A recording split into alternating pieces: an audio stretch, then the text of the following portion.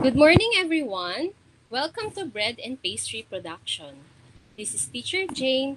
Tara, learn with me today and discover new and unfamiliar things. Let us activate our mind by playing this game, Spot the Difference. So I will be giving a few seconds for you to spot the difference in these two sets of picture. Let's start. Spot the difference. Can you spot the difference, Ma'am Galias? Hi, Ma'am Jane. Yes po. On the upper left part, meron pong sa kabilang part naman, sa right part, meron pong slice ng kiwi Okay. fruit. However, dun sa kabila po, sa left ay wala po. So you are referring to the pink confectionery, Ma'am Yes. Galias. Okay. Thank you Yes po, po. sa pink confectionery. So later, we will see kung meron talagang difference. How about you, Sir Royet? Ayun doon po ma'am, sa may baba po, mas marami po yung white dito sa right kaysa po dito sa left. Okay. So, buttercream. Meron pong mas marami po yung buttercream. Yes How po. about, thank you, Sir Royet. How about you, Ma'am Rapirap? Good morning po, ma'am. Good morning, classmates. Morning po. On the left side po, the garnish on the icing on the left side of color brown, there is two design, but on the right side, there are three lines Okay, of so you are design. referring to the chocolate toppings with Yes, white strips. So let us now spot the difference. One, there is a slice of kiwi fruit on the left picture. Two, absence of cherry pendacle on the right side. Three, on the left picture, there are only two white strips on the chocolate toppings. Four, the white cream is much obvious on the right picture. Five, the sliced kiwi is elongated on the right picture. 6. There is a color difference between the two slices of fruit. 7. White strip has been omitted from the confectionery. 8. On the right picture, the pentacle of the raspberry is elongated. 9. There is a difference between the two strawberry leaves. Okay, for the last number, which is the number 10, as you can see, there are two red spots on the chocolate toppings on the lower part of the pictures. If you were able to find the 10 differences between the two pictures, it means that you have a good eye movement. Okay. So to connect our motivational game with our lesson, let us answer the preceding question. We have three essential questions. One, what kind of pastry does this picture has? Two, what are the toppings used in each bite-sized pastry? And three, can you think of a flavor used in each pastry? Now let us answer each essential question. What kind of pastry does this picture has? What do you think, Ma'am Pauline? Fresh fruit, ma'am. Fresh fruit? Another answer, Ma'am. How about you, Ma'am Elizer?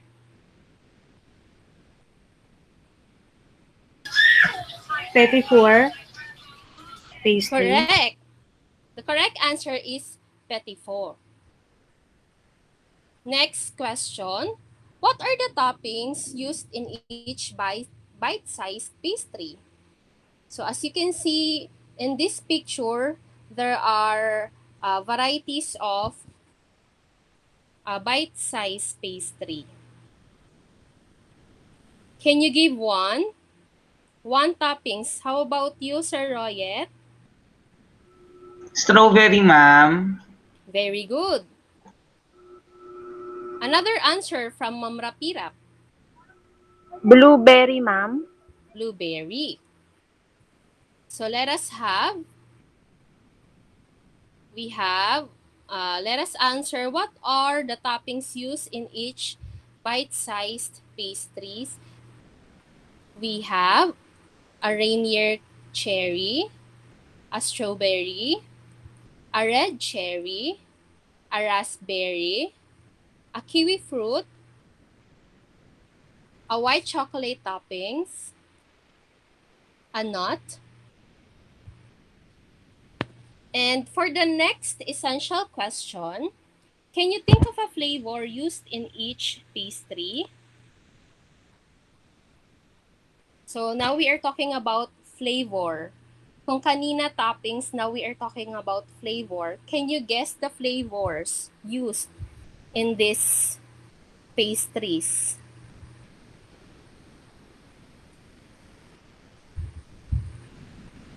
So for this pink, what is your guess, Ma'am Galias? Is it strawberry po, ma'am? No, it's a cherry blossom petit four. But it's a good guess, ma'am. Thank you. Next, Okay. how about this yellow petit four?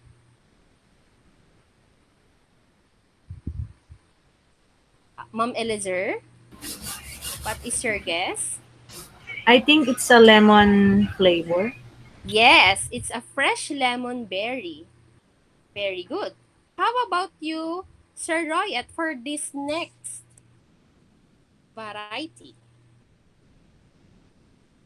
Parang, I think ano ma'am, para siyang nut. Yes, very good, sir. It's a nutty flavored petit four. How about this one, Sir Neil? Chocomus, ma'am. Correct. It's a chocolate ice petit four. How about for this last petit four? Ma'am Pauline? Tart, ma'am. Yes, Tartlet. tart. It's a mango tartlet. Now you have the basic understanding of what we are going to discuss. Let me present to you the definition of petit four. Will you please read, Ma'am Galias? Okay, Ma'am Jane. Petit four refers to small biscuits and cakes that is tastefully decorated. Its base is designed to be served as dessert with coffee or cocktails after dinner. Thank you, Ma'am Galias. So, a little trivia for everyone. When we say petit four, it's not petit four, it's petit four. Petit four. Uh, Petit four means small biscuits or bite-sized confectionaries. Let us proceed to the characteristics of petit four. So, will you please read, Sir Royet? Yes po, Ma'am Jane. Characteristics of Petit Four. Small, has different shapes, delicate, crisp, fresh, attractive, light. It is designed to be swallowed in just one or two mouthfuls. Thank you, sir. Remember that petit four is usually concluded after meals and it is served with coffee or tea. There are different types of petit four bases. These bases will identify the kind of petit four that is going to be made. Are you familiar with the following pastry products? Let us learn more about their connection to petit four. So, the first type of petit four bases is cake. Will you please read Ma'am Rapirap? Okay po, Ma'am Jane. Cake. Cake can be baked in a shallow trays, then topped with soap toppings, then cut to shape desired similar to sponge sheets. Second type, please read Ma'am Eliezer. Shortbread, a mixture of flour, fat, and sugar, enriched with egg and has a short eating quality. Okay, I have a question for this for this type of base. Why is it this shortbread has a shorter shelf life? What do you think is the answer? Do you have any guess, Ma'am Pauline? The description said that shortbread has a short eating quality. Why? Do you have Eh, any guess? kasi ma'am maliit. Po? Short.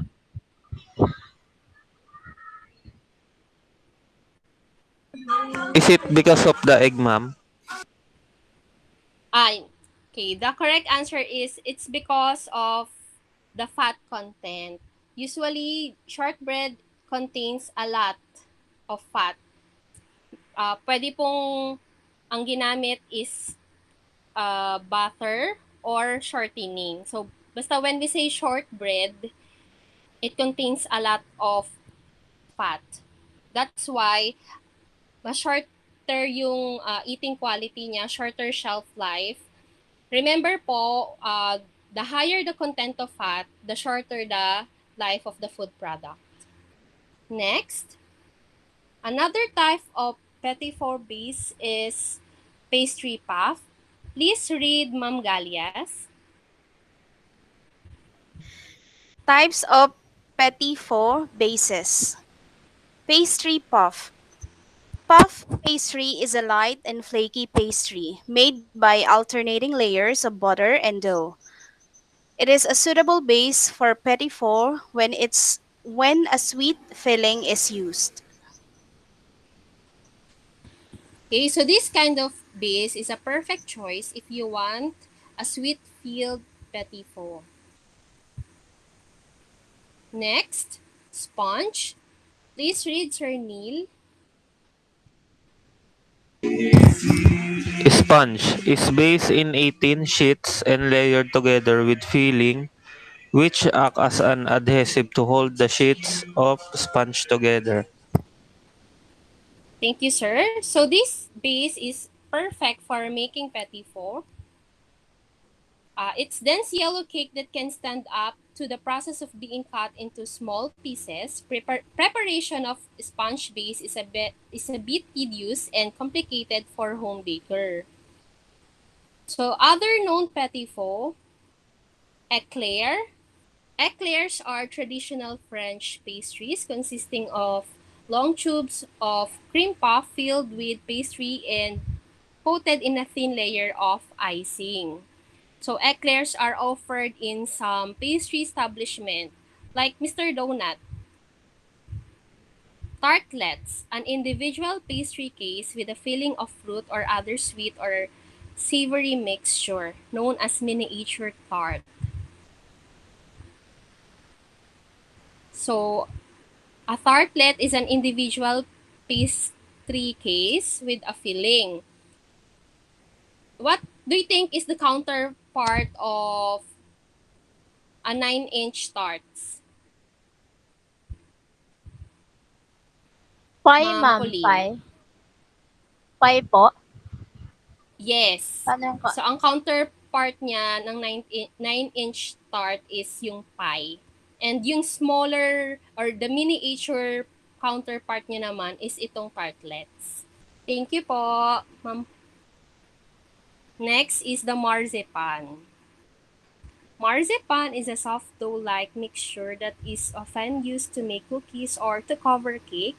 It can also be made into sweets like candy, dyed with food colors, and shaped into little figurines. So this might be the smallest and the cutest petit four you can make and serve to a party. Next po is shortbread. These shortbreads are cut into fancy shaped and flavored. So shortbreads are biscuit-like petit fours. These are cut into fancy shaped and flavored. As you can see in the picture, the matcha and white chocolate are used to flavor the shortbread. Next, truffles. These are balls or squares of ganache coated classic style or enrobed in chocolate.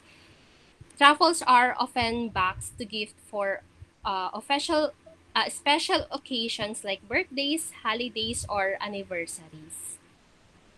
So we have here, now that you become more familiar with the different types of petit four bases and other non-petit four, let us check your understanding by analyzing this situation.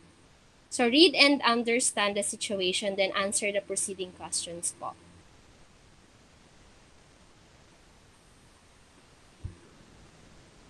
Okay, so situational analysis. You and your neighbors used to gather in one house to socialize. The next host to receive the neighborhood is you, and the theme is a tea party. Everyone is excited since they know you as a good baker.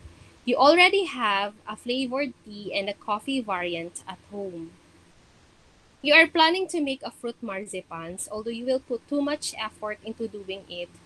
A day before the scheduled gatherings, an emergency came in, and you spent the day fixing it.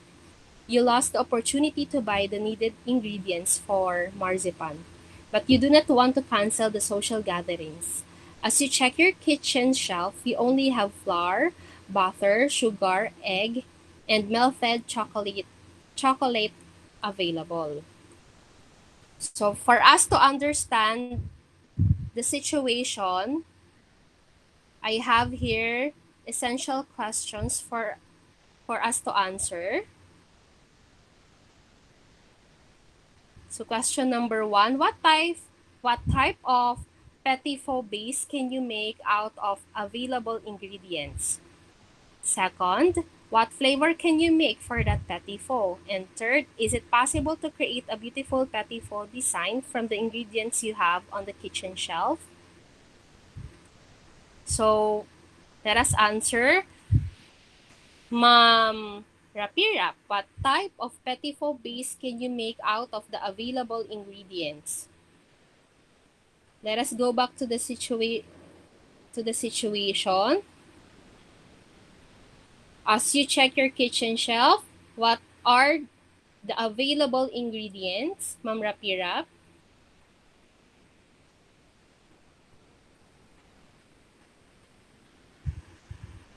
Ma'am, we have flour, butter, sugar, egg, and melted chocolate.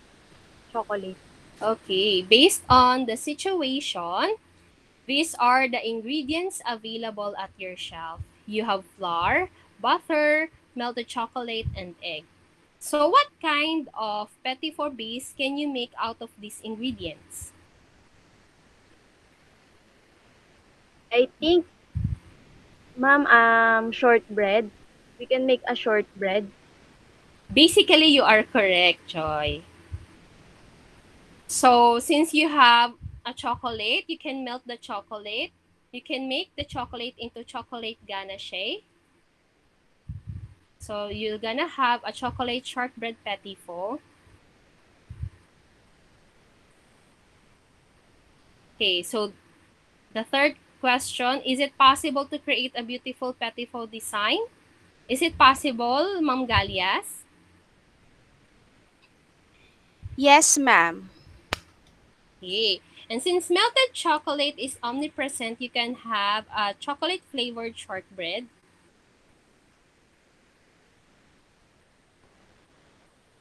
I want you to watch how I personally prepare a petit four.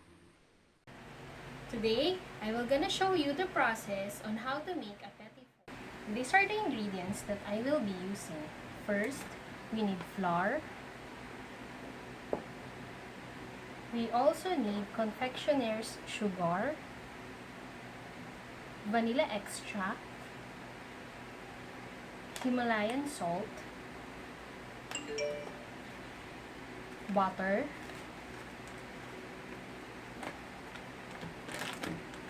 chocolate sprinkles, granola, and unsweetened chocolate. So first, you have to put the butter in a bowl.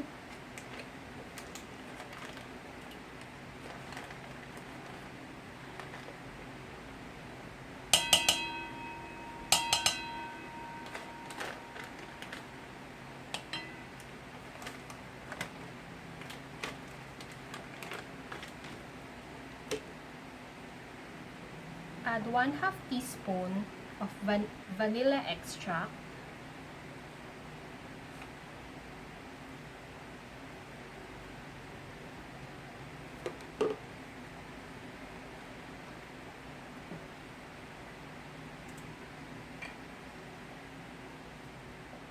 beat together until cream. Now that the batter is cream or slightly aerated, put the Himalayan salt,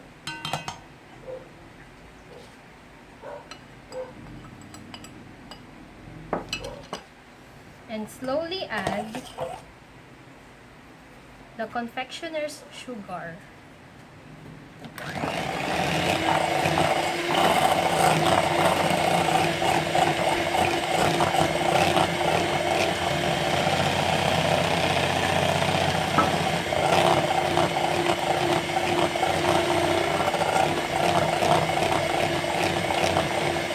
Make sure that the confectioner's sugar and butter mixture is mixed well.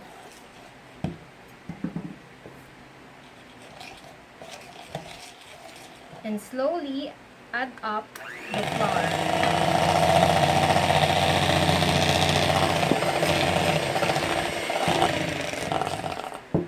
Scrape bowl once more and then mix again.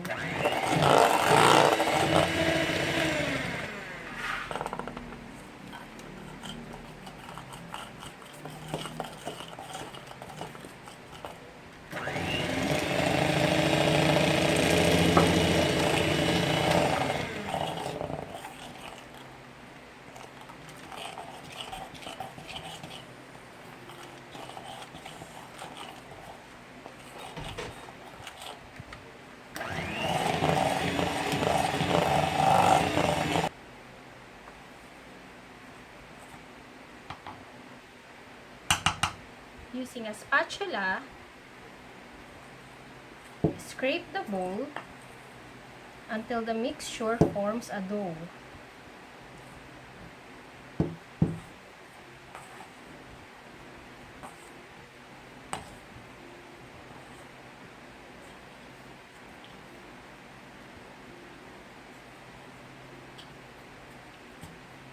Once you have your dough, put this in a ziploc and chill this until firm.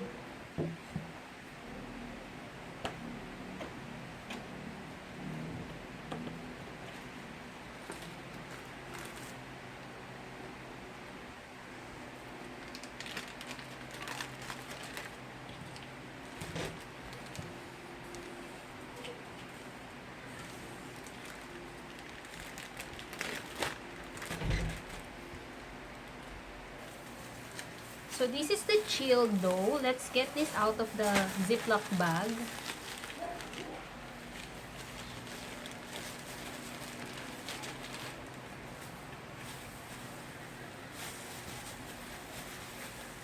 So I am going to mold this into the shape that I have planned to make.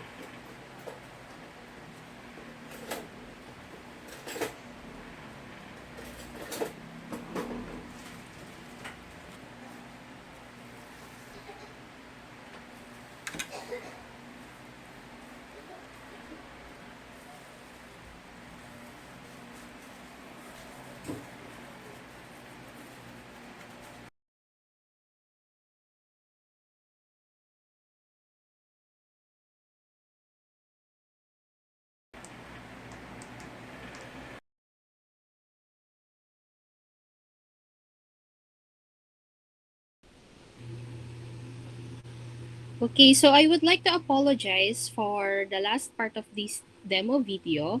The file has been deleted and there's no way I can recover it. That's why the pictures of the final product has been shown. For this part, after molding the dough into the desired shapes, I place them in a baking pan, bake it at 350 degrees Celsius for 10 minutes. On this part, the toppings I have for the petit four are granola, candy sprinkles, and chocolate ganache. I coated the top part of the base with chocolate ganache sprinkled with candy brittles and granola.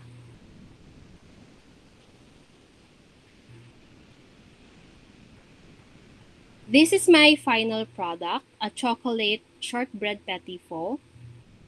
So question, what base did I use for my petit four? Ma'am Pauline, what base did I Bardenan. use for my petit four? Po, Pwede po what pakiulit, ma'am, base? tanong? The question is, what base did I use for my petit four? Is it a sponge, a cake, a shortbread, or a pastry puff? Po, ma'am. Shortbread. Shortbread, correct. Next, what toppings did I use for the shortbread petit four? Give me one answer, Ma'am Galias. Granola, ma'am. Yes, correct. Granola. How about you, Ma'am Elizer? Another topping that I use. Wow, chocolate toppings. Yes po, chocolate ganache. And last but not the least, Ma'am Rapirap.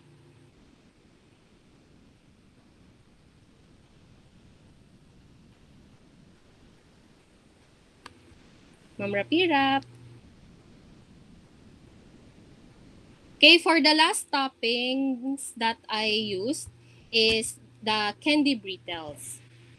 So, for our next discussion, let us identify the fillings and toppings used in making petit four. So,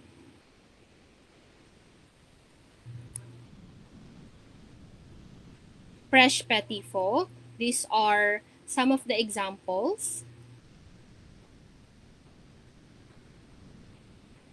Fresh petit four. It is also called petit four frais or fresh. These are moist, filled with pastry cream, and often topped with fresh fruits, miniature eclairs, and cream puff. Iced petit four. It is also called uh, it is usually glazed. These are small bite-sized cakes with a thin coating of glaze, typically fondant, which is applied at the end of the production process. So fillings and flavors for iced petit four are jam, ganache, or buttercream. Fillings and flavor for iced petit four. Jams are high in moisture. It is used to enhance flavor, add moisture, and bind the product. Blend jam until a smooth consistency is attained, making sure no lumps are present as they will tear the sponge cake.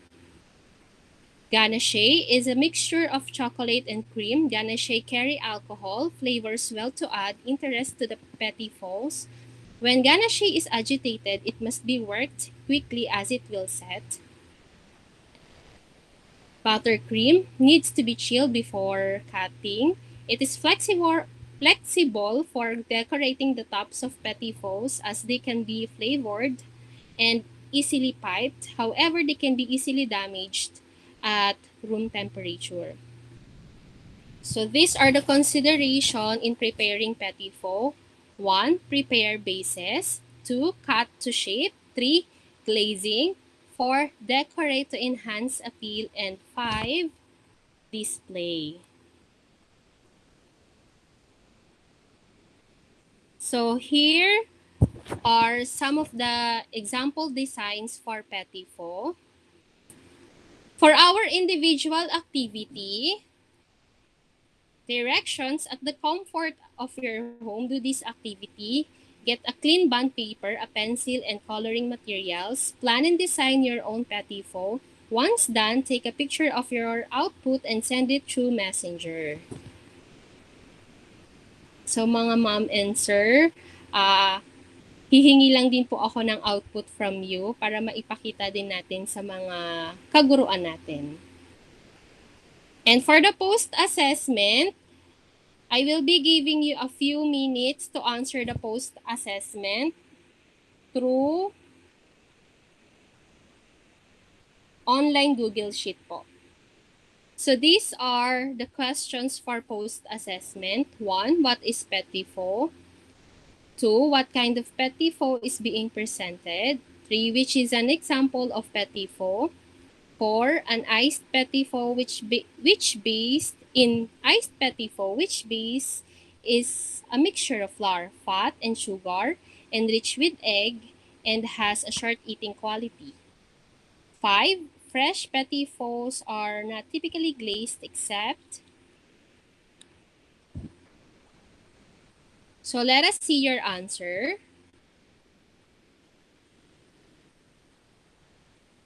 Coming from the SRNH teachers participant.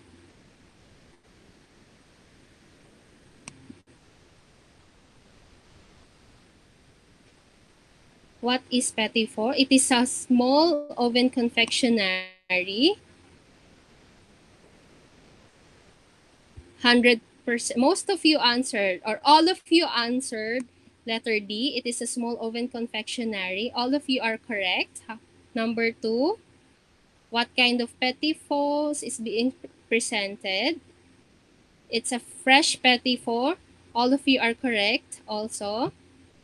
Which is an example of fresh petit faux? Lemon berry. All of you are correct as well. Number 4.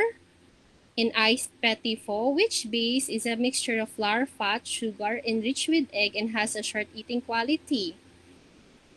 All of you got the correct answer, which is shortbread. And last item, fresh petit faux are not typically glazed except fruit tart. All of you got the correct answer. So thank you for answering the post-assessment. Thank you everyone for listening to me and for participating in my class today. I hope you learned something today. Thank you. Bye-bye.